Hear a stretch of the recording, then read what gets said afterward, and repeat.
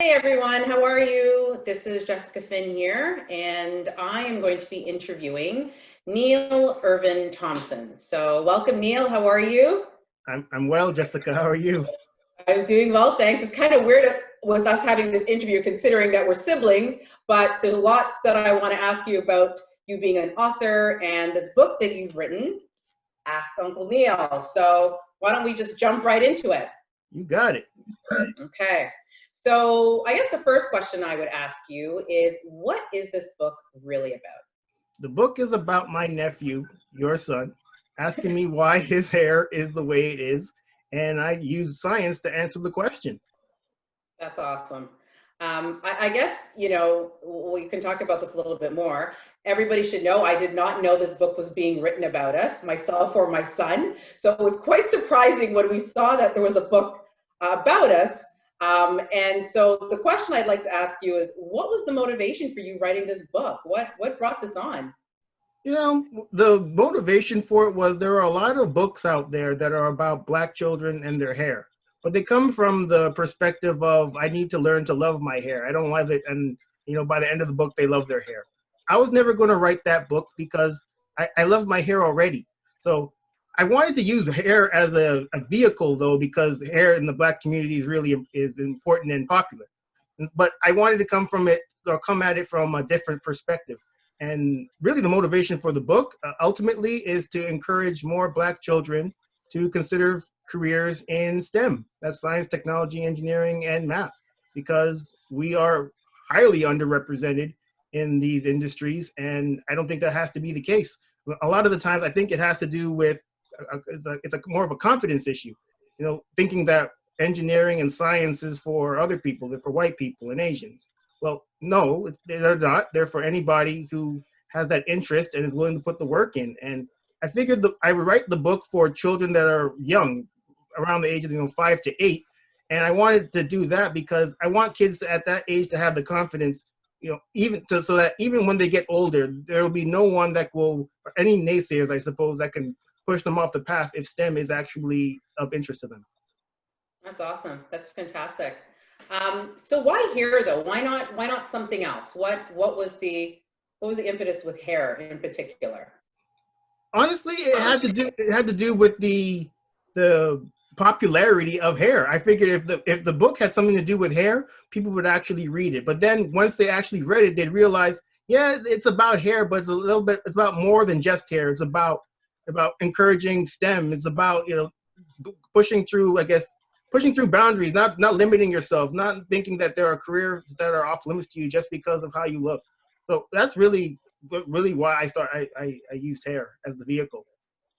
Fantastic. And what's the response been to the book? What's the response that you've received? Oh, the response has been pretty good because it's different. As I said, I mean, the book's about hair in a sense, but not in a sense it's about hair. So when people actually get it and read it and they think, oh wow, this was actually a lot different than the average hair book.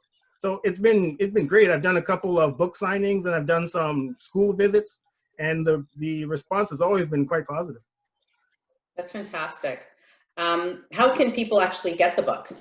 You can go to some props. Yeah, you can go to askuncleneil.com. Okay, fantastic. So was this the first book that you've authored? Yeah, I've never authored a book before in my life. I had I guess you can call him a mentor. He's done a number of children's books himself. So he kind of walked me through the process of self-publishing. So I self-published the book. I didn't go through a publisher like some people do. And so essentially I wrote the book. I had an editor actually edit the book to look through it and to make sure it made sense. And then I hired an illustrator. Well, actually I hired 2 illustrators. The first illustrator I hired did a terrible job. Those pictures could not be used. I could not put my name behind those images. They're so bad that I don't think you've even never seen them. Because if you did, oh my gosh! Because as you know, the people in the book or the characters in the book are myself, your son Anthony, and you. And me, yes, absolutely. So you saw how this illustrator drew you. I would have been upset. This looks, it's pretty representative of who I look like. So I was. Yeah, because that's the second illustrator. Yeah, yeah. Okay, well, I'm happy you went with that and didn't make me look at the monster. Oh Yeah, my gosh. but yeah. Um, so what did you learn? What did you learn through this whole process? You know, before, during, after, what were some of the learnings you took away from writing this book? Well, when I first got the idea to write a book about why my hair or why hair is curly, I thought there would be a more of a definitive answer, but as you know from reading the book, it's not that simple. And so Right, when I did find that out, I thought this could be a problem in kind of, you know, coming up with some kind of conclusion. But it was actually, uh, I guess you can call her an acquaintance, who said that actually this isn't bad. And what you could end up doing, and what I did end up doing, is talking about scientific consensus, because that is how science works. You know, someone does an right, experiment and it isn't just accepted by the scientific community right away. It has to be replicated by many people. And then right. if you then come to that, and if they come to that same conclusion, then it becomes part of the scientific thought, but not until then. So I thought that kids at that age could even learn that. Just because you do something doesn't make it, I guess, doesn't make it so. Other people have to do it too to come to the same conclusion. Yeah, no, I agree. To be honest, that was sort of what I mean, other than the first shock of being in the book, but reading through the book, that was sort of what I took away, that there wasn't one answer. There was many ways to look at it. And there was some critical thinking that needed to go into, oh, is it really, did it have to do with the fact that we were closer to the equator? Or is it, you know, that we have, you know, less oil in our hair? So I appreciated the fact that it really got to the critical thinking point and it was going down sort of the scientific path. So I liked that. That was really cool. You know, it's funny, when I first wrote the book and I actually had another acquaintance read it. He actually didn't like the fact that there was no, I guess, cookie cutter answer at the end.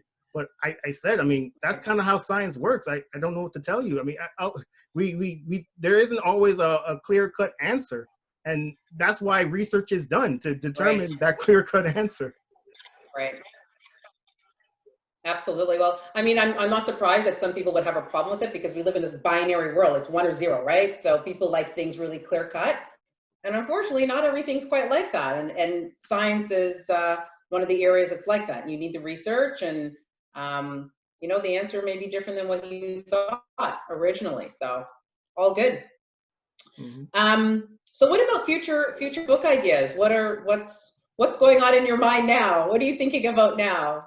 Well, I would tell you, but then if I told you, it wouldn't be a surprise. You know, I like surprises, just like you said.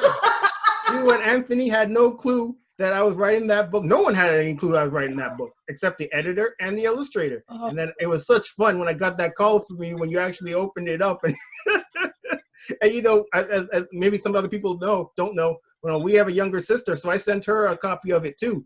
And this is around August, so this is around Caravana time, you know, Carnival time in Toronto. So she wasn't going to her mail. She was on the road. You know, she was partying. So I kept calling or texting her, asking her if she checked her mail yet. You checked your mail yet?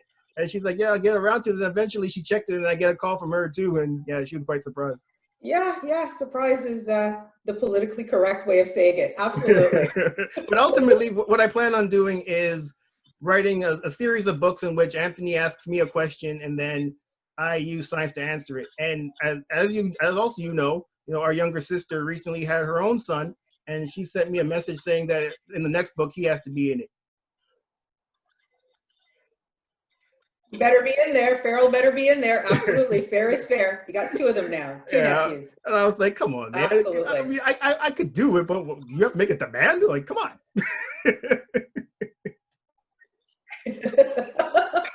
That's how we roll. That's how we roll. Yeah. Well, this was great. I mean, this is, I'm really proud of the book. I'm proud of what you've done with it. And I would say, keep it moving. There's many more questions to help our Black children in terms of having that critical thinking and feeling represented. Keep it moving. Yeah, thank you, and I certainly will. I mean, as you mentioned, you know, this is the first of hopefully many, and I plan on kind of keeping it going and seeing where it takes me. Good stuff. Good stuff. All right. Well, I guess we will talk again soon. All right, thanks for the interview. This was fun. Yeah, it was. Talk to you soon. All right, bye. Bye.